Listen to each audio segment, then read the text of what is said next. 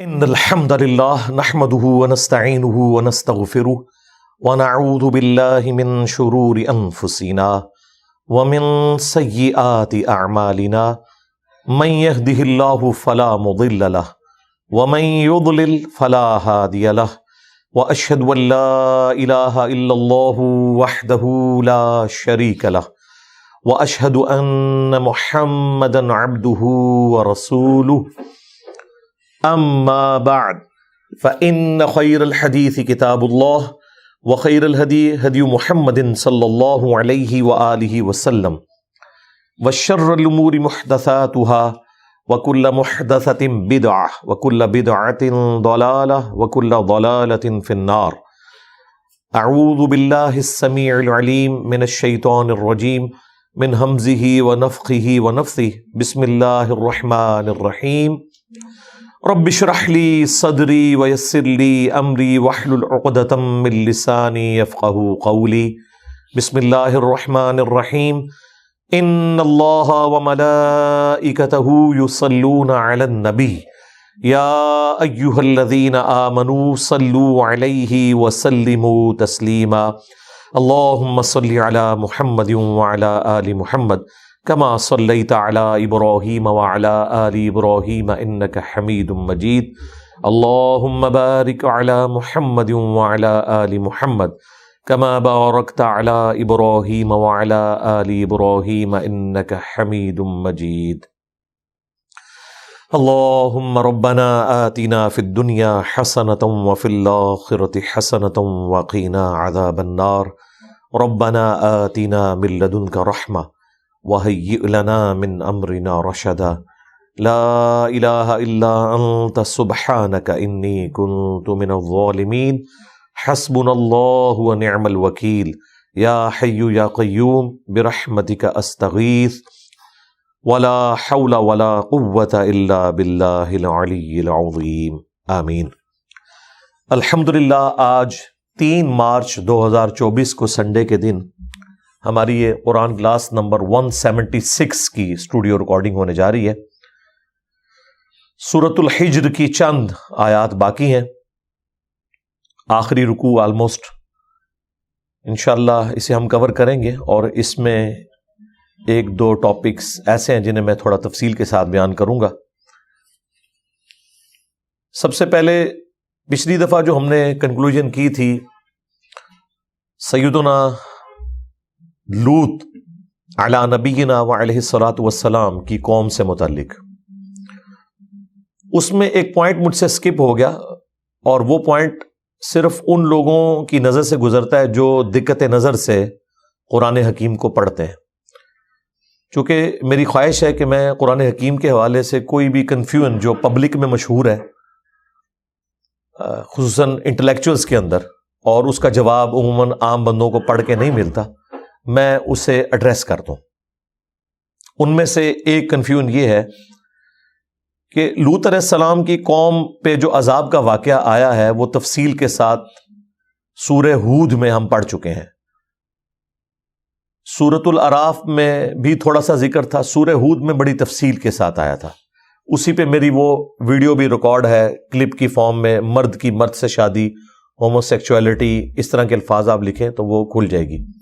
اس میں اس حوالے سے قوم لوط والا جو عمل کرے اس کی شرعی سزا کیا ہے قرآن و سنت کی روشنی میں نے تفصیل کے ساتھ اس کے اوپر ڈسکشن کی تھی. سورۃ الحجر میں بھی چونکہ وہ واقعہ تفصیل کے ساتھ آیا، میں نے اتنی تفصیل سے اس پہ گفتگو نہیں کی، احادیث کو سکپ کر دیا تھا.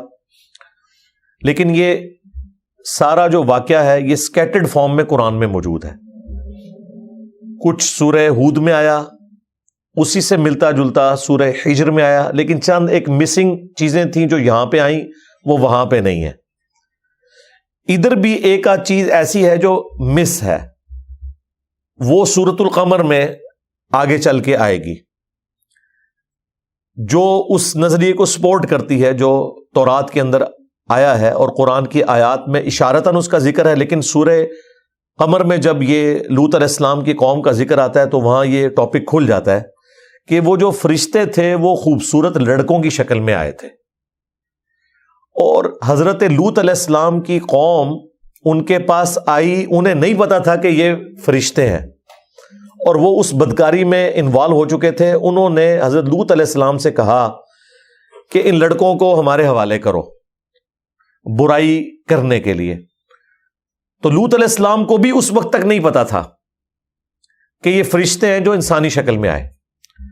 یہ ٹروتھ ریویل ہوتا ہے سورہ ہود کے اندر.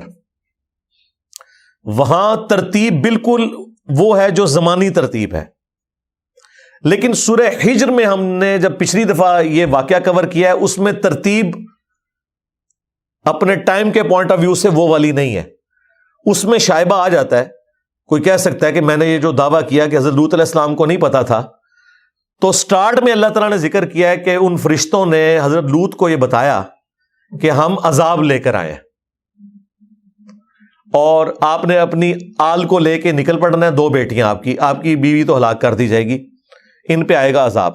اور اس کے بعد ذکر آیا ہے کہ ان کی قوم آئی اور وہ پھر اپنی قوم سے کہہ رہے ہیں کہ دیکھو میری قوم کی بیٹیاں موجود ہیں، تم مجھ سے میرے مہمان کیوں مانگ رہے ہو، مجھے ان مہمانوں کے سامنے کیوں بے عزت کرواتے ہو.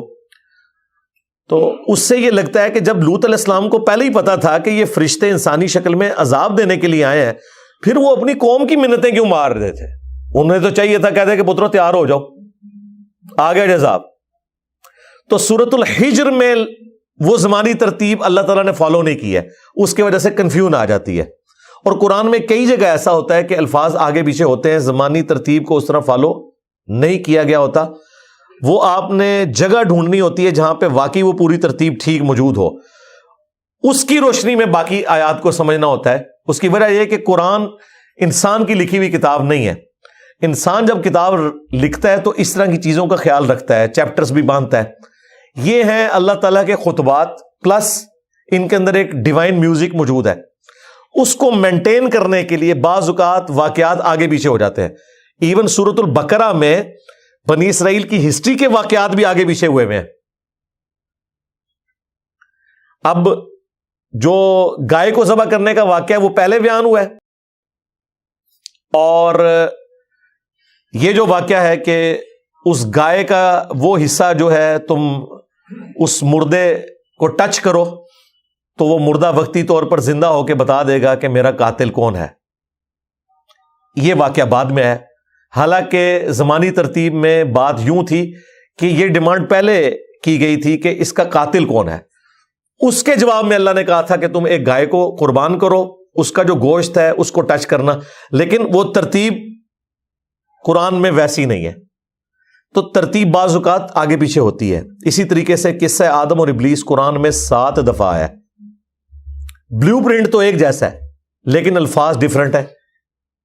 جو الفاظ سورہ الاعراف میں آئے ہیں وہ سورہ صاد میں مسنگ ہے. جو سورۃ الحجر میں آئے ہیں وہ نہ سورۃ الاعراف میں آئے ہیں جو کہ تفصیلی ہے، نہ سورہ صاد کے اندر.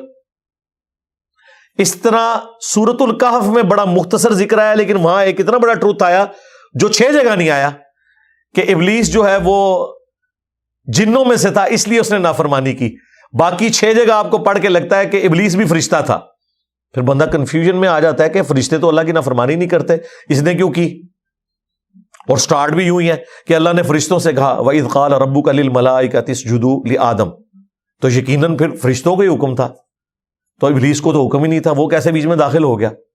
تو پھر میں نے سورۃ الحجر میں یہ جب واقعہ ہے میں نے پوری اس کی کنفیوژن دور کی کہ ٹوٹیلٹی میں رزلٹ نکالا جاتا ہے. یہ ساری باتیں میں اس لیے کر رہا ہوں، وہ لوگ جو احادیث کے اوپر اعتراض کرتے ہیں انہوں نے احادیث کو ماننا کوئی نہیں ہوتا، خواہ وہ منکرین احادیث ہوں یا حنفی ہوں. وہ بظاہر اس قسم کے الفاظ کا جو فرق مختلف احادیث میں آتا ہے نا، اس کی پلی لے کے کہتے ہیں جی حدیثیں جو ہیں قابل اعتبار ہی نہیں، اضطراب ہے. یہ اکثر آپ سنیں گے جی رفع الیدین کی حدیثوں میں تو اضطراب ہے جی، حالانکہ وَأَنْتُمْ تَعْلَمُونَ انہیں پتا ہوتا ہے کہ بھائی جب قرآن میں اس طرح کا اضطراب انورٹڈ کامہ میں موجود ہے تمہارے بقول، بھائی گفتگو تو اللہ تعالیٰ کی اور ابلیس کی ایک ہی دفعہ ہوئی ہے نا، وہ 7 دفعہ کیا 700 دفعہ بھی آتی نا، الفاظ میں فرق نہیں ہونا چاہیے تھا. بھائی اللہ نے ایک بات کی، شیطان نے اس کے جواب میں ایک بات کی، پھر اللہ نے ایک بات کی، شیطان نے اس کے جواب میں ایک بات کی. لیکن آپ کو ہر جگہ الفاظ کا چناؤ مختلف نظر آئے گا. وہ الفاظ صورتوں کے وزن میں بٹھائے گئے ہیں. جو ڈیوائن میوزک چلتا ہے اس کے لیے پھر اللہ تعالیٰ کو الفاظ بھی چینج کرنے پڑے. جب الفاظ چینج ہوئے ہیں تو یقیناً یہ وہ الفاظ کون انگلی رکھ کے کہہ سکتا ہے کہ سورۃ الاعراف والے الفاظ جو ہیں یہ ایگزیکٹ ہیں یا سورہ ہجر والے ایگزیکٹ ہیں؟ وہ آپس میں بھی میچ نہیں کرتے. پھر اس سے بڑھ کر اللہ تعالیٰ کی گفتگو تو آواز کے ساتھ ہوگی نہیں, اس کا موڈ تو ہمیں پتہ ہی نہیں. لیس کمثلہ شیء وہو السمیع البصیر. تو اس طرح کے جو کنفلکٹ آتے ہیں احادیث میں, تو سب کو جمع کر کے ایک آپٹیمل سولوشن نکالا جاتا ہے. اگر اس کی بنیاد پہ کوئی احادیث کو ریجیکٹ کرے گا پھر قرآن کے اوپر بھی یہ اعتراض بن سکتا ہے, لیکن اس اعتراض کا جواب ہم کہتے ہیں بھی سب کو ایک جگہ جمع کریں. تو میں نے جب اس کو دقت نظر سے دیکھا, میں نے پچھلی دفعہ جب سورہ ہجر کی آیات کور کر رہا تھا نا, لوط اسلام والی, تو میں نے آپ کو بلو پرنٹ واقعہ تو سنایا. جب میں نے خود اس کو کور کیا نا ترجمے کے ساتھ, اسی دوران مجھے احساس ہو گیا, میں نے کہا یار یہ تو میں ان کو بتا رہا ہوں کہ ان کو تو پتہ ہی نہیں تھا کہ یہ فرشتے عذاب لے کے آئے ہیں. اسی لیے تو سورہ ہود میں آتا ہے کہ کاش میرے پاس کوئی مضبوط قلعہ ہوتا, میں اپنے مہمانوں کی حفاظت تو ان ظالموں سے کر لیتا. بھائی اگر حضرت لوط علیہ السلام کو یہ پتا ہوتا ہے یہ فرشتے ہیں, تو انہوں نے کیوں یہ کہنا تھا کاش میں ان کی حفاظت کرتا؟ وہ تو حضرت لوط علیہ السلام کو بچانے آئے ہوئے تھے. تو میں خود کنفیوز ہو گیا کہ یار یہ کیا ہے. پھر میں نے دقت نظر سے جب دیکھا تو وہاں اصل جو ترتیب ہے نا وہ سورہ ہود میں ہے. سورہ ہجر میں وہ زمانی ترتیب کے مطابق نہیں ہے آیات. جو واقعہ بعد میں ہوا وہ پہلے ہے. بعد میں کیا واقعہ ہوا کہ فرشتوں نے بتا دیا کہ ہم عذاب لے کے آئے. لیکن سورہ ہجر میں جب یہ واقعہ بیان ہوا ہے تو پہلے آیا کہ فرشتوں نے کہا ہم عذاب لے کے آئے ہیں, آپ اپنی بیوی بچوں کو لے کے نکلیں, لیکن آپ کی بیوی پکڑی جائے گی, بچیاں آپ کی بچ جائیں گی. اور اس کے بعد ہے کہ وہ آگے حضرت لوط علیہ السلام کے پاس, انہوں نے کہا حوالے کرو. پھر لوط علیہ السلام وہی کہہ رہے ہیں کہ میری عزت رکھو, یہ میرے مہمان ہیں. پھر بندہ کہتا ہے یار ان کی جان بخشی کی بھیک کیوں مانگی جا رہی ہے اپنی قوم سے, کیوں درخواست کی جا رہی ہے جبکہ ان کو پتہ نہیں تھا. سورہ ہود میں ترتیب درست ہے, یہاں پہ ترتیب ویسے نہیں ہے زمانی اعتبار سے, وہ اصل ہے, یہاں پہ صرف واقعے کے طور پر بیان ہوا ہے. اور سورہ القمر میں آیا کہ انہوں نے حضرت لوط علیہ السلام کے مہمانوں کو بہلانے پھسلانے کی کوشش کی کہ کس طریقے سے وہ لڑکے ہمارے ہتھے چڑھ جائیں. وہ وہاں پہ موجود ہے. یہ ساری جگہوں کو آپ جمع کریں گے پھر آپ کے سامنے ایک پوری پکچر آ جائے گی کہ اچھا یہ مسنگ لنک تھے, یوں ہے. قرآن کا مقصد عام سٹائل میں گفتگو کرنا نہیں ہے, چونکہ قرآن کی جو آیات ہیں اور جو صورتیں ہیں یہ اللہ تعالیٰ کے خطبات ہیں, اور خطبات میں بات کرتے ہوئے آگے پیچھے بات ہو جاتی ہے. اس میں زمانی ترتیب کا خیال رکھنا ضروری نہیں ہے. اگر ہر دفعہ زمانی ترتیب کا خیال رکھا جائے تو پھر تو جو انبیاء کے اپنے زمانے ہیں ان کا بھی پھر ہم اعتبار کریں گے. پھر کسی صورت میں حضرت ابراہیم علیہ السلام کا ذکر اگر پہلے آیا ہے اور نوح علیہ السلام کا بعد میں آیا ہے تو ٹیکنیکلی تو نوح علیہ السلام کا ذکر پہلے ہونا چاہیے, ابراہیم علیہ السلام کا بعد میں ہونا چاہیے. لیکن چونکہ صورتیں اللہ کے خطبات ہیں, خطبے میں تقریر میں یہ چیز ضروری نہیں ہوتی کہ آپ ترتیب کو قائم رکھیں. تقریر میں یہ چیز ضروری ہوتی ہے کہ آپ کا ٹاپک کیا ہے, اس کو آپ نے ایڈریس کرنا ہے. باتیں آگے پیچھے ہو سکتی ہیں, مثالیں آگے پیچھے ہو سکتی ہیں, کچھ مسنگ لنک بھی ہو سکتے ہیں جو دوسری جگہوں پہ بیان ہوئے ہوں. ان ساری چیزوں کو جمع کر کے پکچر سامنے آتی ہے. احادیث میں بھی یہی ہوتا ہے کہ صحابہ کرام اگر 10 ہیں, انہوں نے نبی علیہ السلام سے کوئی بات سنی, ایک بندے نے 20% یاد رکھا, ایک نے 80% یاد رکھا, ایک نے 90% یاد رکھا. اور بعض اوقات ایسا ہوتا ہے کہ 90% جس نے یاد رکھا ہوا ہے نا وہ 10% ایسا بھولا ہوتا ہے جو 20% والے نے بیان کر دیا ہوتا ہے. بندہ کہتا ہے یار دیکھو یہ ایک مین جملہ تھا اتنی لمبی حدیث میں, وہ صحابی یہ بات بھول گیا, دوسرے نے چھوٹی سی حدیث بیان کیا اور اس نے وہ پوائنٹ بتا دیا اس میں. بس اللہ تعالیٰ نے حفاظت کرنی ہے نا. تو اس طریقے سے جو قرآن پاک کی آیات ہیں ان کو جمع کر کے ایک آپٹیمل سولوشن نکالا جاتا ہے. احادیث کو بھی ایک جگہ جمع کر کے ایک آپٹیمل سولوشن نکالا جاتا ہے. اگر یہ قرآن کا عیب نہیں ہے تو وہ احادیث کا عیب نہیں ہے. یہ ذہن میں رکھیے گا, یہ پاسبل نہیں ہوتا. یہ ویڈیوز ہم کیوں بناتے ہیں؟ آپ مجھ سے انہی آیات کا درس 10 دفعہ دلوائیں گے, میں 10 دفعہ الفاظ کا چناؤ ڈفرنٹ کروں گا, مفہوم میں ایک ہی بیان کر رہا ہوں گا. ایک نیچرل چیز ہے. اس طرح صحابہ کرام انسان تھے, انہوں نے چیزیں سنی, اس کے مطابق ان کو آگے بیان کیا. بعض اوقات بتانے میں ان سے چیزیں اوور لک ہوئیں، بلکہ یہاں تک بھی ہوا ہے، بخاری مسلم میں آتا ہے کہ انس بن مالک جب بوڑھے ہو گئے تو جو انہوں نے خود اپنی حدیثیں بیان کی ہوئی تھی نا، ان میں سے کئی چیزیں خود بھول چکے تھے. کچھ تابعین جب ان کو ملنے کے لیے گئے اور واپسی پہ آ کے حسن بصری کو انہوں نے بتایا کہ ہم نے انس بن مالک سے حدیث شفاعت سنی ہے، تو انہوں نے یوں بیان کی. تو انہوں نے پوچھا بس اتنی بیان کی؟ انہوں نے کہا ہاں اتنی بیان کی. انہوں نے کہا کہ جب وہ جوان تھے نا تو انہوں نے مجھ سے یہ حدیث بیان کی ہوئی ہے، اس میں تو یہ الفاظ بھی ہیں اور اس کے بعد بھی ہے. پتہ نہیں وہ بھول گئے ہیں یا جان بوجھ کے انہوں نے وہ حصہ سکپ کر دیا جو آخر والا حصہ تھا. اب یہ کون کہہ رہا ہے؟ حسن بصری. حسن بصری یہ ان تابعین میں سے ہیں جن سے صحابہ نے حدیثیں روایت کی ہوئی ہیں. خود تابعی ہیں، صحابہ نے ان سے حدیثیں روایت کی ہیں، کیونکہ انہوں نے کسی سینئر صحابی سے کوئی حدیث سنی ہے اور کوئی جونیئر صحابی تھا جس کے علم میں وہ حدیث نہیں تھی، تو وہ حسن بصری سے بیان کرتا ہے کہ میں نے حسن بصری سے سنا اور انہوں نے بتایا کہ مجھے حضرت انس بن مالک نے بتایا یا مجھے حضرت ابو ہریرہ نے بتایا. یہ بہت بڑی آنر کی بات ہے. تو صحابہ بھی صحابہ سے روایت کر دیتے ہیں. جس طرح مولا علی سے کئی حدیثیں ابو طفیل عامر بن واصلہ نے بیان کی ہیں، جو آخری صحابی فوت ہوئے 110 ہجری کے اندر. شیعان علی میں سے تھے، جنگ جمل صفین نہروان میں حضرت علی کے ساتھ رہے، لیکن انہوں نے جب اسلام قبول کیا تھا اس وقت ان کی عمر 7-8 سال تھی. بس نبی اسلام کو انہوں نے مختصر وقت کے لیے ہی دیکھا، تو ظاہر ہے انہوں نے حضور کی صحبت تو نہیں کی تھی، تو یہ پھر سینئر صحابہ سے حدیثیں سن سن کے آگے بیان کرتے تھے. تو اس طرح معاملہ ہو جاتا ہے. تو یہ قرآن پاک میں بھی جو اس طرح کے واقعات ہیں انہیں تختہ مشق بالکل نہیں بنانا چاہیے، اور قرآن کے اسٹوڈنٹ کو یہ بات پتہ ہونی چاہیے کہ اس طرح کے جو پرابلمس آتے ہیں بظاہر جو ٹیکنیکل پرابلمس ہیں، لٹریچر کی بک کے اندر ایسا ہو سکتا ہے. قرآن کا جو سٹائل ہے وہ ایسا ہے کہ اس میں الفاظ کے چناؤ کا بھی پھر مختلف جگہوں پر واقعات مختلف انداز میں بیان ہوئے ہوتے ہیں، اور بعض اوقات لوگ اسی طرح کی کنفیوژن کو اٹھاتے ہیں اور پھر کہتے ہیں جی قرآن تو سورہ النساء کی آیت نمبر 82 میں کہہ رہا ہے کہ اگر قرآن اللہ کے سوا کسی اور ہستی کی طرف سے ہوتا تو تم اس میں اختلاف کثیر پاتے. تو اختلاف کثیر تو ہے، اور وہ اختلاف کثیر ان کی نظر میں ہوتا ہے بھائی کسی اہل علم سے پوچھو، وہ ایک ایک چیز کو ریزالو کریں گے کہ یہ بات یوں نہیں تھی، یوں ہوئی، تم نے یہ چیز چھوڑ دی ہے اس کی وجہ سے یوں ہوا. کیونکہ لٹریچر کی کتاب ہے، لٹریچر کی کتاب ظاہر ہے میتھمیٹکس کی طرح نہیں ہوگی. دنیا میں میتھمیٹکس ایک ایسی چیز ہے جو پرفیکشن کے ساتھ ہے، جو پرفیکشن آپ چاہتے ہیں کہ 2 کی جگہ ہمیشہ 2 ہی آئے گا، 3 نہیں لے سکتا. لیکن لٹریچر میں ایسا نہیں ہوتا. لٹریچر میں جب آپ ایک واقعہ بیان کرتے ہیں اس کو 10 مختلف انداز میں جب بیان کیا جاتا ہے ایک ہی واقعے کو، تو الفاظ بدل جاتے ہیں. 2 کی جگہ 3 بھی آ سکتا ہے، 3 کی جگہ 4 بھی آ سکتا ہے. یہ سمجھانے کے لیے بات کر رہا ہوں. لہذا قرآن نہ تو سائنس کی کتاب ہے، نہ یہ میتھمیٹکس کی بک ہے، نہ یہ فزکس کی بک ہے. اگرچہ یہ ان چیزوں کو بیان کرتی ہے، لیکن سٹائل اس کا کیا ہے؟ لٹریچر کا. لٹریچر کا پھر سٹائل اسی طریقے سے ہوتا ہے کہ اس کو، اور پھر لٹریچر میں بھی کون سی فارم؟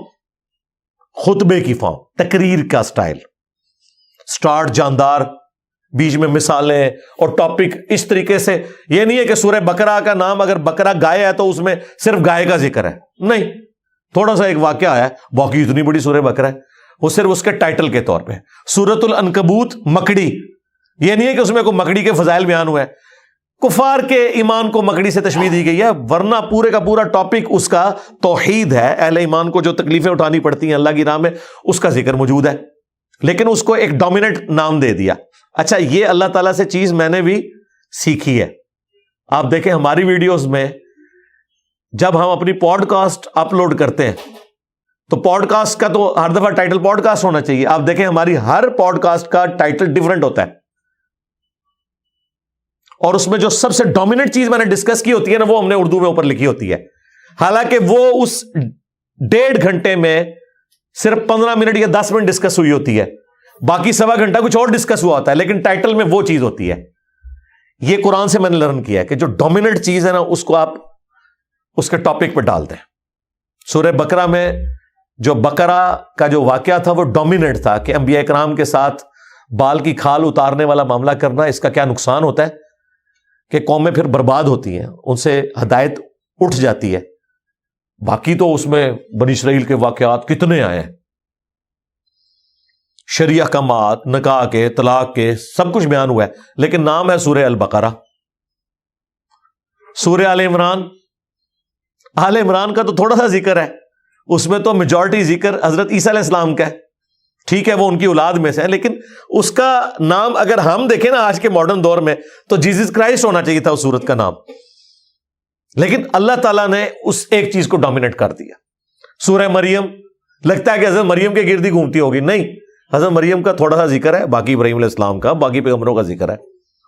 سورہ محمد، عام بندے سے پوچھے سورہ محمد تو وہ کہے گا جی اس میں تو ذکر ہوگا نبی علیہ السلام کی زلفوں کا رنگ کیا تھا، آپ کی آنکھیں، عام بندے تو یہی سمجھتے ہیں، حالانکہ سورہ محمد کا کوئی لینا دینا ہی نہیں نبی علیہ السلام کی بایوگرافی کے ساتھ۔ سورہ محمد سورہ قتال ہے کہ نبی علیہ السلام کو اللہ نے تلوار کے ساتھ مبعوث کیا ہے تاکہ بدماشوں کی امپائرز کو اکھاڑا جائے، قتال سے متعلق ہے سورہ محمد، چھوٹی سی سورت ہے، اور قتال کے لیے ضروری ہے کہ جنت کی نعمتیں یاد کروائی جائیں ورنہ کوئی جان نہیں دے گا۔ تو جنت کا جو بیان سورہ محمد میں ہوا ہے اس سٹائل میں قرآن کی کسی صورت میں نہیں ہوا، کیونکہ آپ جان مانگ رہے ہیں انسان سے تو جان تو دی جائے گی پھر بہت بڑی کسی لالچ پہ، اور یہ پازیٹیو لالچ کی میں بات کر رہا ہوں جو سورہ سجدہ میں ہے کہ اللہ کے بندے جو ہیں وہ خوف اور طمع کے ساتھ اپنے رب کو پکارتے ہیں، خوف بھی اور طمع بھی، دونوں چیزیں، یہ پازیٹیو چیز ہے۔ اس لیے یہ قرآن کے طالب علم کو پتا ہونا چاہیے کہ میں جو یہ پڑھ رہا ہوں اس کے ساتھ ریلیٹڈ چیزیں کہاں ہیں، تو میں ان ساری چیزوں کا باریکی سے خیال رکھتا ہوں خود، اس لیے یہ دیکھیں میں نے آلموسٹ 25 منٹ اس کے اوپر لگا دیے ہیں تاکہ یہ چیز ان اٹینڈڈ نہ رہے۔ اگر پچھلی دفعہ یہ صورت ختم ہو جاتی تو یہ سارا ٹاپک میرا سکپ ہو جانا تھا۔ آج مجھے پتا ہے یار یہ آیات ہی تھوڑی سی رہ گئی ہیں تو میں اس ٹاپک کو بھی تھوڑا سا بیچ میں ایڈریس کر دوں تاکہ ہماری یہ قرآن ریکارڈنگ میں آ جائے اور لوگوں کو اس حوالے سے کوئی تشنگی نہ رہے۔ اگر اس ٹاپک پہ بھی کسی نے کوئی ویڈیو بنانی ہے تو وہ اس کا کلپ کاٹ کے ایک ویڈیو بنا سکتا ہے کہ یار یہ والی چیزیں، لہذا منکرین حدیث جو قرآن کی بنیاد کے اوپر احادیث کو تختہ مشق بنا لیتے ہیں ان کے لیے یہ پھکے کے طور پر ہے۔ پچھلے دنوں بھی ہمارے لائیو سیشن میں بھی ایک بھائی آیا تو میں نے اس کو یہی پھکی کے طور پہ بات کی کہ قرآن میں سجدہ تعظیمی کی حرمت کہیں رپورٹ نہیں ہوئی۔ قرآن میں سجدہ تعظیمی کا ذکر موجود ہے کہ فرشتوں نے سجدہ کیا آدم علیہ السلام کو، یوسف علیہ السلام کو ان کے بھائیوں نے اور ماں باپ نے سجدہ کیا، لیکن قرآن پورے میں کہیں نہیں لکھا ہوا کہ اب سجدہ تعظیمی حرام ہے، اور پوری امت کا اجماع ہے کہ سجدہ تعظیمی حرام ہے، جبکہ قرآن کہہ رہا ہے کہ سجدہ تعظیمی تو جائز ہے۔ تو منکرین حدیث کو بڑا غصہ آیا، وہ لائیو سیشن میں آ کے ایک بندے نے سوال ریکارڈ کرایا، جی انجینئر صاحب نے جو ہے نا غلط بیانی کی ہے، قرآن میں تو حرمت آئی ہے سجدے کی، حالانکہ میں اپنی اس ویڈیو میں بیان کر چکا تھا کہ جو حرمت آئی ہے سورہ حمیم السجدہ میں، جسے سورہ فصلت کہتے ہیں، سورت نمبر 41، وہ حرمت آئی ہے سجدہ عبادت کی، کہ مت پوجو سورج کو اور چاند کو اور ستاروں کو، بلکہ اس کی عبادت کرو جس نے ان کو پیدا کیا۔ وہ سجدہ تعظیمی کا ذکر نہیں ہے، سجدہ عبادت کا ہے۔ سورج کی لوگ پوجا کرتے تھے نا، قوم سبا کس کی پوجا کرتی تھی؟ سورہ نمل میں آیا ہدہد نے کہا کہ میں نے قوم دیکھی ہے جو سورج کی عبادت کر رہی ہے۔ تو قرآن میں جو سجدہ عبادت ہے اس کی حرمت آئی ہوئی ہے، وہ تو ہمیشہ سے ہی ہے۔ سجدہ تعظیمی کی کوئی حرمت نہیں آئی کہیں پہ کہ تعظیمی سجدہ نہ کرو، وہ آئی ہے ابو داؤد میں، ترمذی میں، ابن ماجہ میں، کہ اگر میں سجدہ جائز سمجھتا تو بیویوں سے کہتا خاوندوں کو کریں اس حق کے سبب جو اللہ نے ان کو دیا ہے۔ جب ایک صحابی نے حضور کو سجدہ کیا، ابو داؤد کے الفاظ ہیں، نبی علیہ السلام نے فرمایا سر اٹھا، یہ کیا کر رہے ہو تم؟ انہوں نے کہا میں ہیرا نامی شہر کوفے کے پاس نجدیوں کے علاقے میں گیا، وہاں لوگ اپنے سردار کو سجدہ کرتے ہیں، آپ تو اللہ کے رسول ہیں۔ نبی علیہ السلام تو نہیں فرمایا، ابھی قرآن میں سورت حمیم السجدہ میں حرمت آ چکی ہے۔ صحابہ سے زیادہ کون قرآن جانتا تھا؟ آپ نے فرمایا جب میں فوت ہو جاؤں گا تم میری قبر سے گزرو گے، کیا قبر پہ سجدہ کرو گے؟ انہوں نے کہا نہیں یا رسول اللہ۔ فرمایا مجھے بھی سجدہ نہ کرو، اگر میں سجدہ تعظیمی جائز سمجھتا تو بیویوں سے کہتا کہ خاوندوں کو کریں۔ سجدہ عبادت تو کسی شریعت میں بھی کسی کے لیے نہیں رہا۔ حضرت جبرائیل نے آدم علیہ السلام کو سجدہ عبادت نہیں کیا تھا، سجدہ تعظیمی کیا تھا۔ سجدہ تعظیمی اس امت میں حرام ہوا ہے، اور یہ اللہ تعالیٰ نے شرح صدر کیا میرے اوپر کہ اللہ تعالیٰ نے توحید کو کامل ہی اس امت میں کیا ہے کہ ایک چھوٹی سی کوئی شکل باقی تھی نا ٹو باؤ ڈاؤن کی تعظیمن بھی، وہ بھی اللہ نے کہا ختم، صرف خدا کے ساتھ خاص. اور واللہ یقین کریں جو توحید کا ٹیسٹ قرآن پڑھ کے آتا ہے نا، میں گلٹ فیل کرتا کہ اگر میں رسول اللہ کی امت میں نہ ہوتا اور مجھے کسی انسان کے سامنے سجدہ تعظیمی بھی کرنا پڑتا. جو اس توحید کا مزہ ہے نا کہ سجدہ تعظیمی بھی کسی کے لیے نہیں آؤ، یہ اس امت کی خوبی ہے. ایک یہ خوبی، اور دوسرا اللہ تعالیٰ نے ختم نبوت کی برکت سے قیامت تک کے لیے کشف، الہام، یہ ساری دروازے بند کر دیے کہ کوئی اس کی پلی لے کے یہ دعویٰ نہ کر دے کہ میرے پاس کوئی اللہ کا پیغام آیا. ختم نبوت کا مطلب ہے دیٹس آل، بس، سوائے ایک خواب کی شکل بخاری مسلم میں ہے وہ باقی ہے. اور وہ بھی فرما دیا 3 قسم کے ہیں، اللہ کی طرف سے، شیطان کی طرف سے، نفس کی طرف سے. وہ کوئی کنفرم نہیں کر سکتا یہ اللہ کی طرف سے ہے یا نہیں جب تک کہ وہ پازیٹیولی ایگزیکیوٹ نہ ہو جائے. کسی کو مستقبل کی کوئی خبر دکھا دی گئی، دین جو ہے وہ کمپلیٹ ہو چکا. نبی الاسلام کے بعد کوئی شخص بھی یہ دعویٰ کرے، خواہ وہ اپنے آپ کو نبی کہے یا نہ کہے، اگر وہ کہے کہ مجھے آسمان سے خبریں آتی ہیں تو وہ ختم نبوت کے اوپر ڈاکہ مار رہا ہے. سیدھی سی بات ہے. خواہ وہ اپنے آپ کو کوئی صوفی بزرگ بتائے، کوئی امام بتا دے، خواہ وہ اپنے آپ کو امتی نبی کہے، ذلی نبی کہے، یا کوئی اور دعویٰ کرے، ختم نبوت کا عقیدہ اس کا ختم ہو گیا. تو ختم نبوت بھی کامل، کوئی کشف الہام نہیں، اور توحید بھی کامل کہ سجدہ تعظیمی بھی ختم. تو الحمدللہ یہ ٹاپکس میں ساتھ ساتھ ایڈریس کرتا ہوں. اور جن لوگوں کو یہ زوم ہے نا کہ ہم قرآن کی دعوت کو لے کے چل رہے ہیں، ان بدبختوں سے اللہ تعالیٰ نے قرآن کی دعوت بھی چھین لی ہے. مجھے بتائیں اس وقت پلانٹ ارتھ پہ کوئی ایک بندہ بتائیں جو قرآن کی خدمت کر رہا ہو اور منکرین احادیث میں سے ہو. وہ اللہ نے خدمت مولانا مودودی سے ہی لی ہے، وہ خدمت ڈاکٹر اسرار سے ہی لی ہے. یہ سارے کے سارے احادیث کو ماننے والے تھے، سنت کے ماننے والے تھے. مولانا اسحاق صاحب سے لی ہے خدمت، ڈاکٹر ذاکر نائک سے لی ہے حفظہ اللہ تعالی. کوئی ایک بھی ایسا نہیں جو انکار سنت کرنے والا ہو. غامدی صاحب بھی چند ایک احادیث کے اوپر ریزرویشن رکھتے ہیں، منکرین احادیث یا منکرین سنت نہیں ہے. اس طرح کی اگر آپ نے منکرین احادیث دیکھنا ہے، وہ تو حنفی سارے ہی منکرین احادیث ہیں، ٹھیک ہے. لیکن اگر ان سے پوچھیں وہ کہتے ہیں نہیں سنت کے بغیر تو اسلامی مکمل نہیں ہے. تو اللہ کے فضل سے قرآن کی خدمت، قرآن کی توحید وہی بیان کرتے ہیں جنہیں سنت کے ساتھ شغف ہے. ہمارے اس پلیٹ فارم سے آپ دیکھ لیں ہزاروں نہیں لاکھوں لوگوں کی توحید درست ہوئی ہے الحمدللہ. ٹھیک ہے، یہ ایک صدیوں کا کام ہے جو اللہ تعالیٰ نے میڈیا کی برکت سے ختم نبوت کے صدقے سارا یہ کام ہوا ہے چند سالوں کے اندر. اور الحمدللہ یہ خدمت بھی کسی منکرین حدیث میں سے نہیں لی گئی، کسی شخص سے، اس شخص سے لی گئی ہے جو سنت کو، حدیث کو حجت سمجھتا ہے. لہٰذا یہ جو ٹھیکیدار بنے ہوئے ہیں کہ ہم جی اہل قرآن ہے، اہل قرآن نہیں ہے بھائی، آپ قرآن کے منکر ہیں. اہل قرآن وہ ہیں جو اہل السنہ ہے، اہل الحدیث ہے، اصحاب الحدیث ہے، اہل الاجماع ہے، اجماع امت کے ماننے والے ہیں. اور اجتہاد بھی ان جگہوں پہ جہاں قرآن و سنت اجماع میں بات موجود نہ ہو. تو یہ میں نے ساری چیزیں کور کر دی آلموسٹ. اب 35 منٹ باقی ہیں، ہم یہ بقیہ کی آیات مکمل کر لیتے ہیں. اعوذ باللہ من الشیطان الرجیم، بسم اللہ الرحمن الرحیم. وَإِن كَانَ أَصْحَابُ الْأَيْكَةِ لَظَالِمِينَ، اور بے شک ایکا کے جو باشندے تھے وہ بھی بڑے ظالم تھے.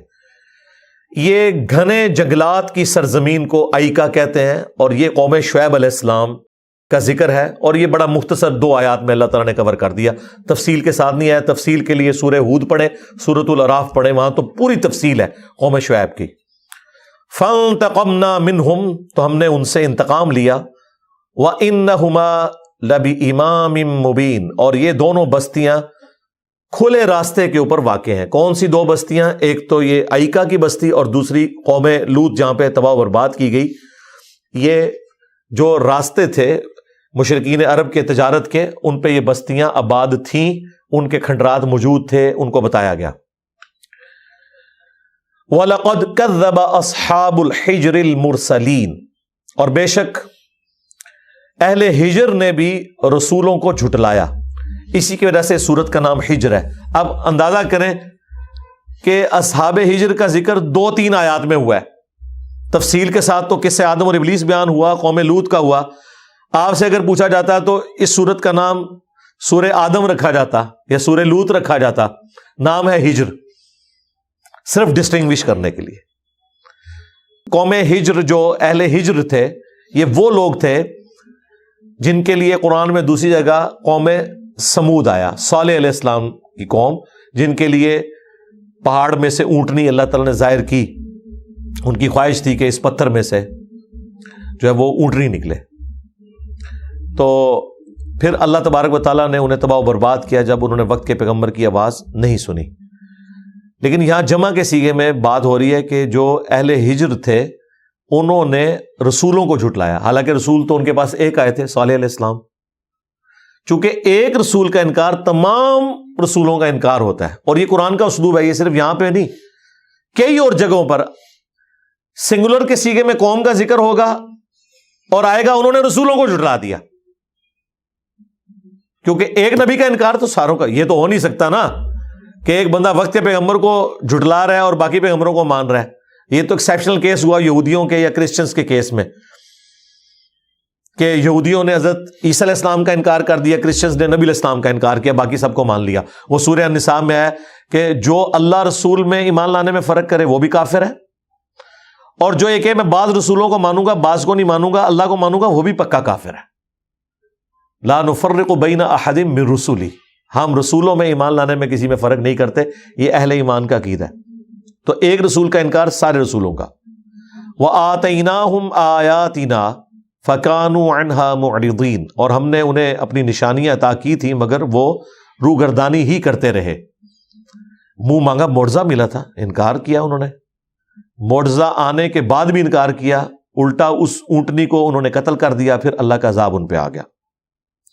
وَكَانُوا يَنْحِتُونَ مِنَ الْجِبَالِ بُيُوتًا آمِنِينَ، اور وہ پہاڑوں میں کھود کھود کر گھر بنایا کرتے تھے اور بے خوف ان گھروں میں رہا کرتے تھے.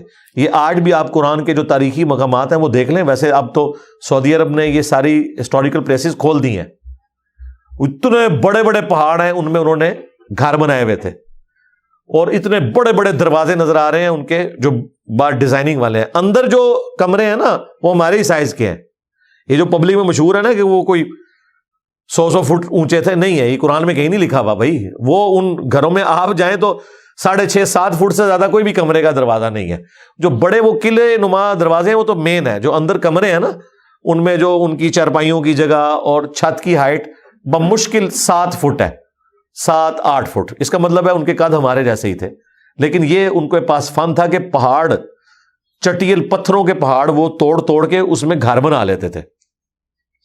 تو ظاہر اوزار تھے ان کے پاس، اللہ نے ان کو یہ مہارت دی ہوئی تھی اور یہ سارا وہ کام کر لیتے تھے اور بڑے امن سے رہ رہے تھے. فَأَخَذَتْهُمُ الصَّيْحَةُ مُصْبِحِينَ، لیکن صبح سویرے ان کو ایک خوفناک چنگھاڑ نے آ پکڑا. فَمَا أَغْنَىٰ عَنْهُمْ مَا كَانُوا يَكْسِبُونَ، پس انہیں فائدہ نہیں پہنچایا جو کچھ وہ دنیا میں کمایا کرتے تھے، مال نے یا ان کے اتنے بڑے محلات نے یا ان کے مکانوں نے ان کو کوئی فائدہ نہیں پہنچایا. جب اللہ کا عذاب آیا تو وہ پہاڑوں کے اندر بھی اللہ تعالیٰ نے ان کو اس چنگھاڑ کے عذاب میں وہ وہیں ایکسپائر کر دیا. ان کو ایسی اونچی آواز تھی. یہ جو قوم سمود کی بستی ہے صالح علیہ السلام کی، غزوہ تبوک سے واپسی پہ بخاری مسلم میں آتا ہے نبی علیہ السلام یہاں سے گزرے، اور نبی علیہ السلام کے خوف خدا کا آپ اندازہ کریں. آپ صلی اللہ علیہ وآلہ وسلم جب ادھر سے گزر رہے تھے تو آپ نے اپنی چادر اپنے منہ پہ لپیٹ لی اور اپنی سواری تیز کر لی اور صحابہ کو کہا کہ یہاں پہ عذاب آیا تھا، یہاں سے جلدی سے گزر جاؤ. حالانکہ عذاب بہت پہلے آیا ہوا تھا. یعنی وہ اللہ تعالی کی عذاب کی یاد دلانے والی جگہ ہے، وہاں پہ سٹے بھی نہ کیا جائے. اس کو وائس ورسا کر لیں کہ پھر اللہ تعالیٰ کی جو نیک بندوں کی جگہ ہے نا وہ اللہ کے رحمت کے مقامات ہیں. جس طرح اللہ تعالیٰ کی جو عذاب کی جگہ ہیں وہ قیامت تک کے لیے ان جگہوں سے آپ نے فوراً گزرنا ہے. بلکہ ایون حج میں نبی علیہ السلام نے جہاں وہ ابرا کا لشکر تباہ ہوا تھا، وہ عرفات سے مزدلفہ آتے ہوئے راستے میں وہ جگہ آتی ہے، نبی السلام وہاں بھی تیزی سے گزرے تھے. ابھی پیدل راستہ بھی جو انہوں نے بنایا ہوا ہے نا، وہاں لکھا ہوا ہے کہ یہ جو وادی ہے ادھر سے آپ نے جلدی سے گزرنا ہے. نبی السلام وہاں سے گزرے تھے کہ یہاں پہ ابرا کا لشکر تباہ ہوا تھا. وہ کب تباہ ہوا تھا؟ جس سال نبی السلام پیدا ہوئے تھے. اور نبی السلام اسی راستے سے آپ سمجھ لیں آلموسٹ کوئی 60 سال کے بعد گزر رہے ہیں، اور جلدی سے، کہ یہاں پہ اللہ کا عذاب آیا تھا. لے جی، یہاں پہ یہ انبیاء کرام کے واقعات تو مکمل ہوئے. اب یہ سورت کنکلوڈ ہو رہی ہے، چند آیات باقی ہیں. وما خلقنا السماوات والارض وما بینہما الا بالحق، اور ہم نے آسمانوں کو اور زمین کو نہیں پیدا کیا مگر با مقصد، پرپز فل. اور مقصد کیا ہے؟ مقصد یہ ہے کہ انسان کے لیے سب کچھ بنایا گیا، انسان کو اللہ نے اپنے لیے بنایا، سیدھی سی بات ہے. اور اس کا ڈراپ سین یہ ہے وَإِنَّ السَّاعَةَ لَآتِيَةٌ، اور بے شک قیامت ضرور آ کر رہے گی. فَاصْفَحِ الصَّفْحَ الْجَمِيلَ، تو اے نبی علیہ السلام آپ اپنے مخالفین سے درگزر کی روش اختیار کریں. ظاہر نبی علیہ السلام اتنے سالوں سے تکلیف کاٹ رہے تھے، اور آپ کے دل میں بھی خواہش آتی تھی کہ میں اتنے عرصے سے انہیں کہہ رہا ہوں کہ پیغمبر کا انکار کرو گے تو عذاب آ جائے گا، اور الٹا وہ بھی مذاق اڑایا کرتے تھے کہ اتنے سالوں سے ہم تمہاری دھمکیاں سن رہے ہیں، عذاب تو کوئی نہیں آیا. اب عذاب تو آنا تھا جا کے 15 سال بعد، 13 سال مکے کے اور 2 سال مدینے کے.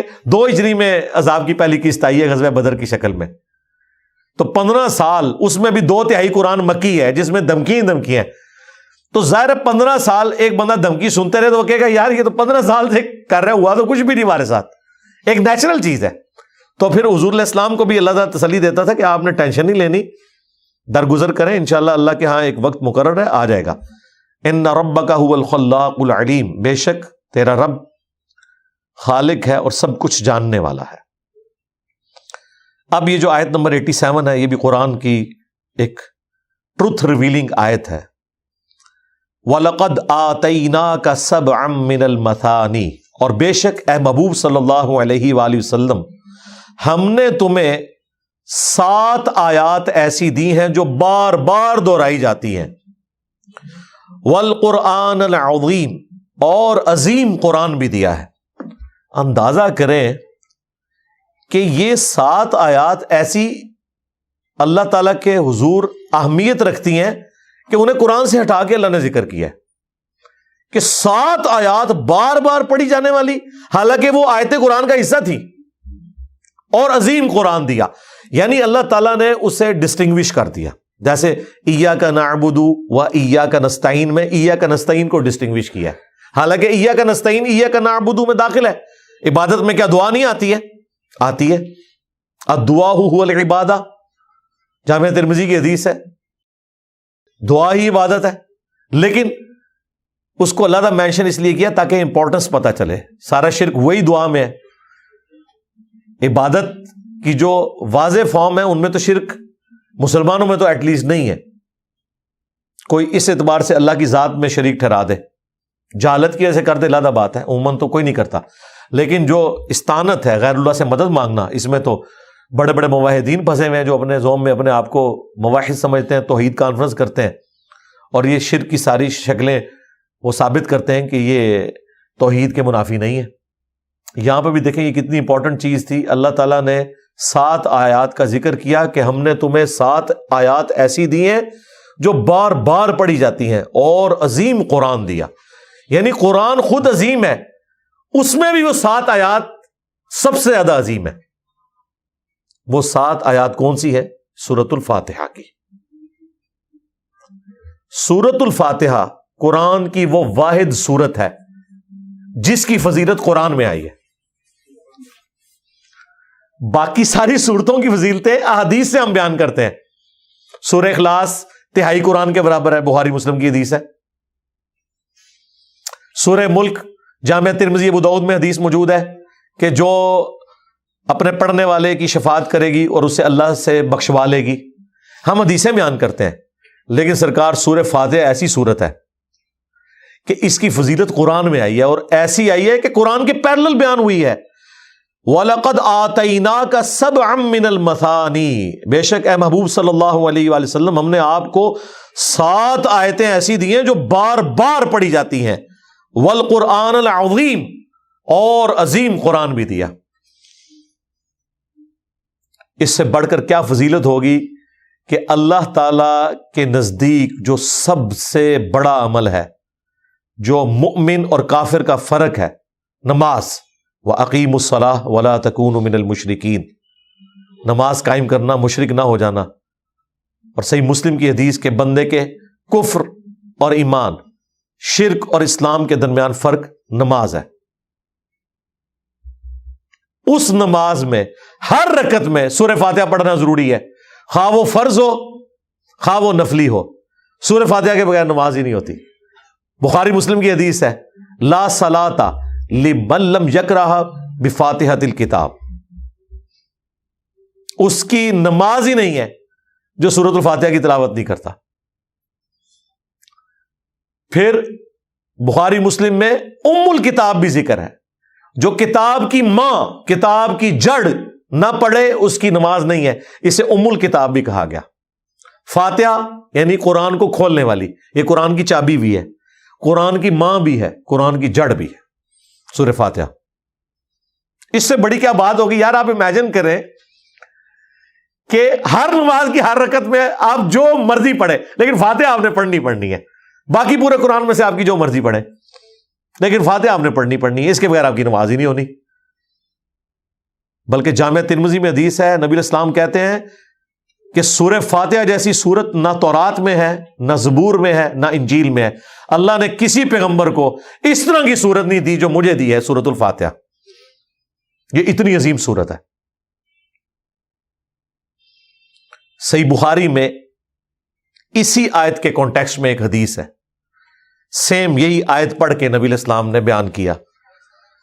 صحیح بخاری میں حدیث ہے، نبی علیہ السلام نے ایک صحابی کو کسی کام سے بلایا تو وہ تھوڑی دیر بعد حاضر ہوئے۔ نبی علیہ السلام نے کہا کہ میں نے تمہیں بلایا تھا۔ انہوں نے کہا یا رسول اللہ میں نماز پڑھ رہا تھا، مجھے آپ کی آواز آئی ہے لیکن میں نماز پڑھ رہا۔ تو آپ نے فرمایا کہ کیا تم نے قرآن کی یہ آیت نہیں سنی ہوئی سورۃ الانفال کی کہ جب اللہ اور اس کا رسول بلائیں فوراً حاضر ہو جایا کرو۔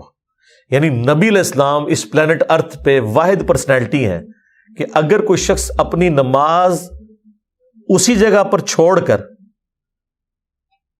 آپ کا حکم سننے کے لیے آئے تو اس کی نماز نہیں ٹوٹے گی، کیونکہ وہ اللہ کے ایک حکم سے دوسرے حکم کی طرف جا رہا ہے، اور واپسی بھی وہیں سے نماز شروع کرے گا، نئے سرے سے بھی نہیں شروع کرے گا، کیونکہ ایک حکم سے دوسرے کی طرف ٹرانسفر ہو رہا ہے۔ یہ پروٹوکول صرف نبی علیہ السلام کا ہے، باقی کیسز میں آپ کو نماز توڑنی پڑے گی۔ نبی علیہ السلام کے کیس میں نماز ٹوٹے گی نہیں، بلکہ ایک حکم سے دوسری طرف جا رہے ہیں۔ مجبوراً ہو سکتا ہے کوئی ایمرجنسی ہو گئی ہے یا کوئی اور ایشو ہو گیا تو نماز توڑنی پڑ جائے، لیکن اس کیس میں نماز ٹوٹے گی نہیں۔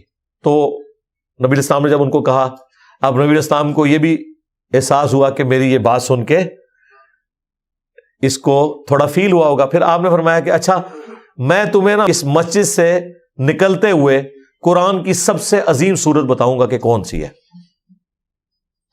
اب وہ صحابی تو انتظار میں بیٹھ گئے کہ اللہ کے محبوب صلی اللہ علیہ وآلہ وسلم مجھے بتائیں گے قرآن کی سب سے عظیم سورت کون سی ہے۔ جب نبی علیہ السلام مسجد سے نکلنے لگے تو اس صحابی نے حضور کا ہاتھ پکڑ لیا، کہا یا رسول اللہ آپ اپنا وعدہ پورا کریں، آپ نے مجھے یہ مدنی رشوت جسے کہتے ہیں نا وہ باپا جانی، پازیٹیو سینس میں کہ مجھے ایک آفر دی تھی، تو مجھے بتائیں قرآن کی سب سے عظیم سورت کون سی ہے۔ تو آپ نے فرمایا وہ ہے الحمدللہ رب العالمین، اور پھر آپ نے پڑھا کہ یہ ہے سبع من المثانی، یہ ہیں وہ 7 آیات جو بار بار دہرائی جاتی ہیں جو اللہ تعالیٰ نے مجھے عطا کی ہیں۔ الحمدللہ رب العالمین، سورۃ الفاتحہ۔ اچھا اس حدیث سے یہ بھی پتہ چل گیا کہ بسم اللہ سورہ فاتحہ کا حصہ نہیں ہے، بسم اللہ کے بغیر 7 آیات پوری ہوتی ہے، ورنہ نبی علیہ السلام کہتے بسم اللہ الرحمن الرحیم الحمدللہ رب العالمین، نیچرل تھا۔ یہ حدیث بھی ثبوت ہے، لہذا امام حنیفہ کا موقف درست ہے کہ بسم اللہ قرآن کا تو حصہ ہے فاتحہ سے پہلے، اور قرآن کے اندر آیت بھی ہے سورہ نمل کی آیت نمبر 30، انہو من سلیمان و انہو بسم اللہ الرحمن الرحیم. لیکن سورتوں سے پہلے جو بسم اللہ آئی ہوئی ہے نا، انکلوڈنگ سورہ فاتحہ، وہ سورہ فاتحہ کا حصہ نہیں ہے، لیکن سنت ضرور ہے کہ آپ نے سورہ فاتحہ ہو یا کوئی بھی سورت جب سٹارٹ کریں گے بسم اللہ ضرور پڑھیں گے. قرآن کا حصہ بھی ہے لیکن سورت کا حصہ نہیں ہے.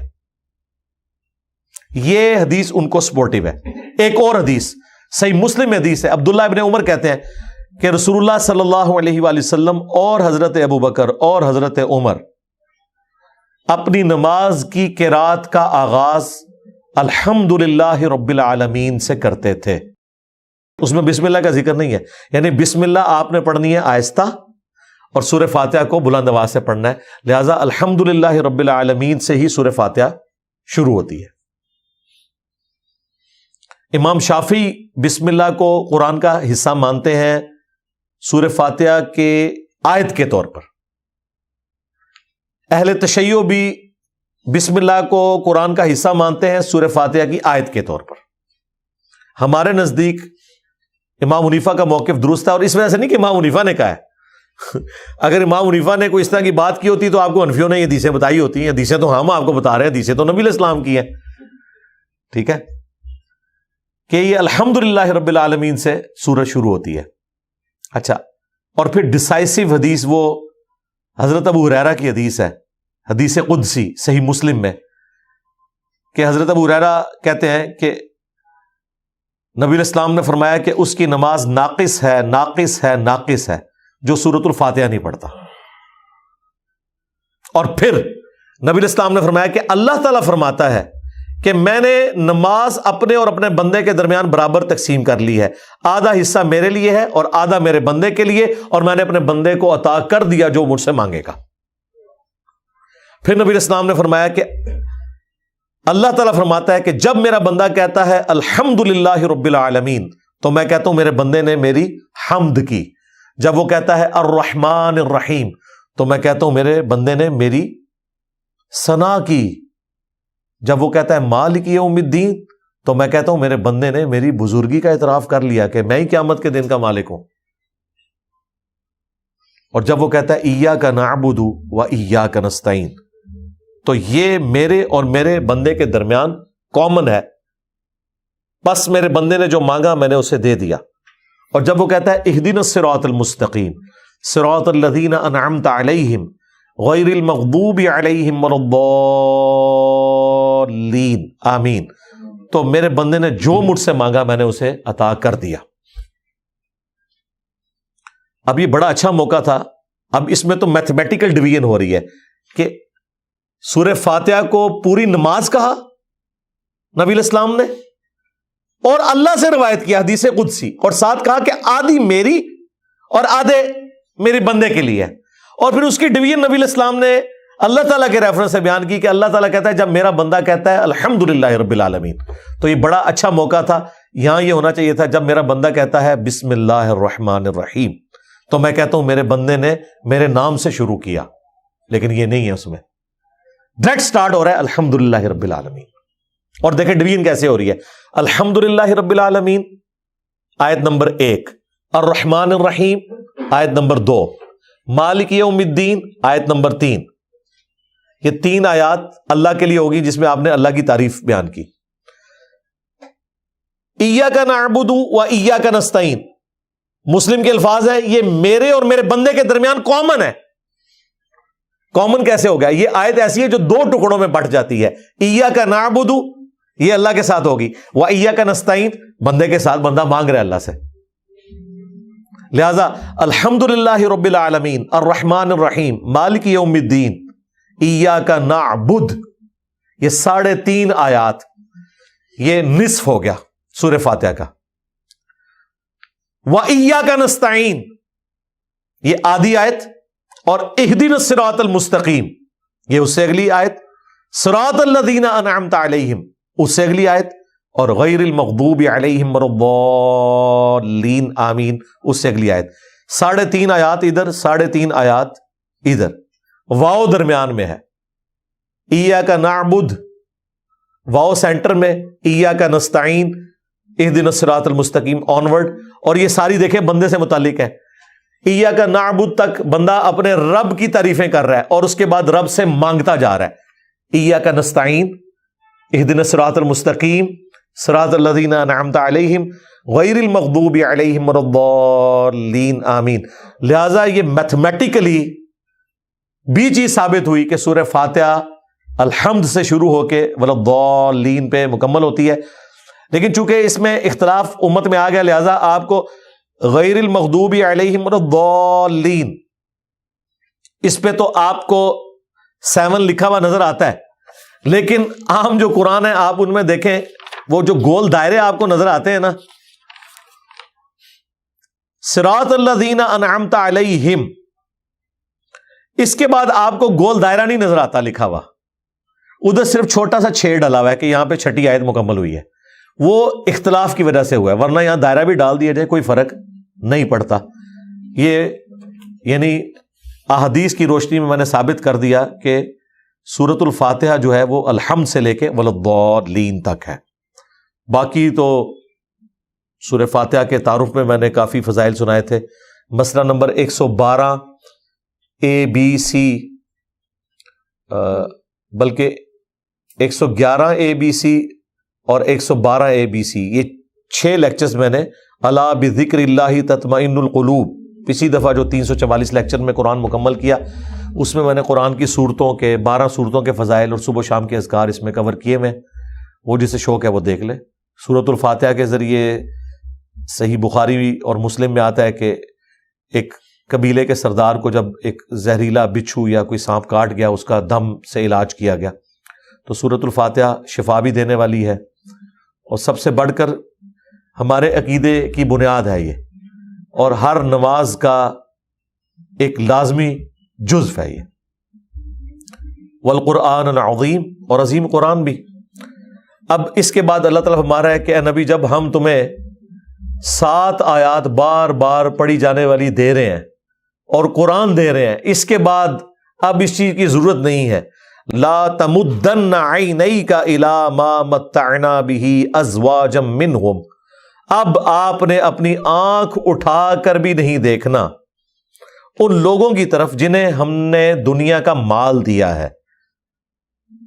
ازواجا منہم ولا تحزن، کہ وہ اس مال سے دنیا میں لطف اندوز ہو سکیں اور نہ آپ نے غم کھانا ہے علیہم ان پر کہ یہ ایمان کیوں نہیں قبول کر رہے. وَخْفِضْ جَنَاحَكَ لِلْمُؤْمِنِينَ، آپ نے اہل ایمان کے لیے اپنے کندھوں کو جھکا کے رکھنا ہے نرمی کے ساتھ. بلکہ اگر اس کو یعنی وہ ترجمہ کیا جائے جس طرح یہ الفاظ جو اس کے الفاظ ہیں وہ تو کہہ رہے ہیں کہ اپنے پروں کے نیچے لینا ہے. جیسے ایک مرغی اپنے چوزوں کی حفاظت کے لیے اپنے پروں کے نیچے لے لیتی ہے نا، تو آپ نے اپنے پروں کے نیچے اپنے اہل ایمان ساتھیوں کو لینا ہے، اصحاب صفہ جو ڈیووٹڈ اصحاب ہیں. باقی جو لوگ ایمان نہیں قبول کرنے والے ان کا غم آپ نے نہیں کھانا. وقل، اور فرما دیجئے انی انا النذیر المبین، کہ بے شک میں تو کھلا ڈر سنانے والا ہوں. کما انزلنا علی المقتسمین، جیسا کہ اتارا ہم نے ان بانٹنے والوں پر، یعنی یہ قرآن نازل ہوا بانٹنے والوں کے اوپر. کون سے بانٹنے والے؟ الذین جعلوا القرآن عضین، کہ جنہوں نے قرآن کو پارا پارا کر دیا. اب اس کی مختلف تشریحات کی گئی ہیں کہ یہاں قرآن سے مراد یہ قرآن ہے یا اس میں باقی الہامی کتابیں بھی شامل ہیں، اور یہ اشارہ یہود و نصارہ کی طرف ہے کہ انہوں نے اللہ تعالیٰ کی طرف سے جو آیات نازل ہوئی ان کو ٹکڑے ٹکڑے کر دیا. ہر فرقے نے اپنے حصے کی بات لے لی ہوئی ہے. کل حزب بما لدیہم فرحون، اور وہ اسی کے اندر جو ہے وہ گم ہے. یا پھر مشرکین عرب کی طرف اشارہ ہے کہ انہوں نے قرآن حکیم کا مذاق اڑایا اس حوالے سے. فوربک لنسألنہم اجمعین، پس مجھے تمہارے رب کی قسم، یہ ایک محبت کا اظہار ہے. اے محبوب صلی اللہ علیہ وآلہ وسلم، ہم ضرور ان سب سے پوچھیں گے عما کانوا یعملون، جو کچھ وہ دنیا میں اعمال کیا کرتے تھے. یعنی قیامت کے دن ان سب کو پوچھا جائے گا. آج جو یہ اتنی دھمکیاں آپ کو لگا رہے ہیں آپ بے فکر رہیں، دنیا میں بھی عذاب آنا ہے، نہیں تو آخرت کا عذاب تو پکا ہے. فاصدع بما تؤمر، تو آپ اعلان کر دیجئے اس بات کا جو اللہ نے آپ کو حکم دیا ہے. وَأَعْرِضْ عَنِ الْمُشْرِكِينَ، اور جو شرک کرنے والے ہیں ان سے اعراض کریں، ان کو ان کے حال پر چھوڑ دیں. اِنَّا كَفَيْنَاكَ الْمُسْتَهْزِئِينَ، بے شک ہم ہی آپ کو کفایت کر جائیں گے جو آپ کا مذاق اڑانے والے لوگ ہیں ان کے مقابلے پر. یہ بڑی مشہور آیت ہے، میں نے کئی ایک لیکچرز میں کوٹ کی ہے، سورۃ الحجر کی آیت نمبر 95، کہ اللہ تعالیٰ نے اپنے ذمہ کرم پر لے لیا ہے کہ جو بھی نبی علیہ السلام کا مذاق اڑائے گا اللہ تعالیٰ خود جواب دینے والا ہے. دیکھیں پچھلے 100 سالوں میں 60,000 کتابیں رسول اللہ کے خلاف لکھی گئی ہیں. اگر ریشو پروپورشن کیلکولیٹ کریں، ان 100 سالوں میں جتنی تعداد میں مسلمان بڑھے ہیں پچھلے 1300 سال میں نہیں بڑھے. اور اس ماڈرن دور میں جب لوگوں کے لیے ریلیجن کوئی اہمیت نہیں رکھتا، Islam is the fastest growing religion in America, in Europe, تو یہ ہمیں معجزہ نظر آ رہا ہے. نبی علیہ السلام کو ملائن کرتے ہیں، اللہ تعالیٰ آپ صلی اللہ علیہ وآلہ وسلم کی تعریف میں کافروں سے کتابیں لکھوا دیتا ہے کہ کامیاب ترین پرسنالٹی پلانٹ ارتھ پہ اگر کوئی ہے تو محمد رسول اللہ ہے صلی اللہ علیہ وآلہ وسلم. الذین یجعلون مع اللہ الہا آخر، یہ وہ لوگ ہیں جو آپ کا مذاق اڑانے والے، انہوں نے تو اللہ کے ساتھ اور ہستیوں کو معبود ٹھہرا لیا ہے. فسوف یعلمون، تو عنقریب یہ اس کا انجام جان لیں گے. وَلَقَدْ نَعْلَمُ أَنَّكَ يَضِيقُ صَدْرُكَ بِمَا يَقُولُونَ، اور ہمیں خوب معلوم ہے کہ ان کی باتوں سے آپ کا سینہ بھیجتا ہے، آپ کا دل تکلیف میں آتا ہے جب یہ آپ کے بارے میں اس طرح کی گفتگو کرتے ہیں، آپ کو اپنی زبان سے تکلیف دیتے ہیں، آپ کا مذاق اڑاتے ہیں. ظاہر انسان کے تو احساسات ہوتے ہیں، کیا کیا تکلیفیں آپ کو اٹھانی پڑی ہیں. تو آپ کو یہ تکلیفیں دیں گے، لیکن آپ نے اپنی تکلیفوں کو رفع کس طرح کرنا ہے؟ فَسَبِّحْ بِحَمْدِ رَبِّكَ، پس آپ اپنے رب کی تسبیح کریں، اس کی حمد کریں، تعریف کریں. وَقُمْ مِنَ السَّاجِدِينَ، اور سجدہ گزاروں میں شامل رہیں. آپ اللہ کے حضور جھکتے رہیں، ان عبادات کی برکت سے اللہ تعالیٰ آپ کو صبر دے دے گا. وَاعْبُدْ رَبَّكَ حَتَّى يَأْتِيَكَ الْيَقِينُ، اور اپنے رب کی عبادت کرتے رہنا یہاں تک کہ تمہیں موت آ جائے. الیقین یہاں پر موت ہے، کیونکہ سورہ مدثر میں اللہ تعالیٰ نے الیقین کو موت کے ایکویلنٹ بیان کیا ہے کہ اہل جہنم سے کہا جائے گا کہ دنیا میں تم اسی طریقے سے یاشی کرتے رہے یہاں تک کہ تم یقین کو پہنچ گئے اور اب ہمارے حضور پیش ہو گئے ہو. تو یقین سے مراد قرآن نے سورہ المدثر میں موت کو ذکر کر دیا ہے. تو اپنے رب کی عبادت کرتے رہے یہاں تک کہ موت آ جائے، یعنی موت تک اپنی ایفرٹ پٹ کرنی ہے، غافل نہیں ہونا.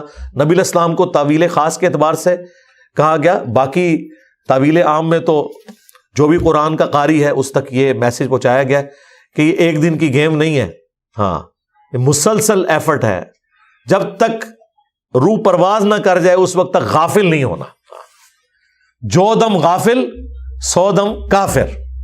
ٹھیک ہوگا جی. سبحانک اللہم و بحمدک، اشہد ان لا الہ الا انت، استغفرک و اتوب الیک، وما علینا الا البلاغ المبین. جزاکم اللہ خیرا.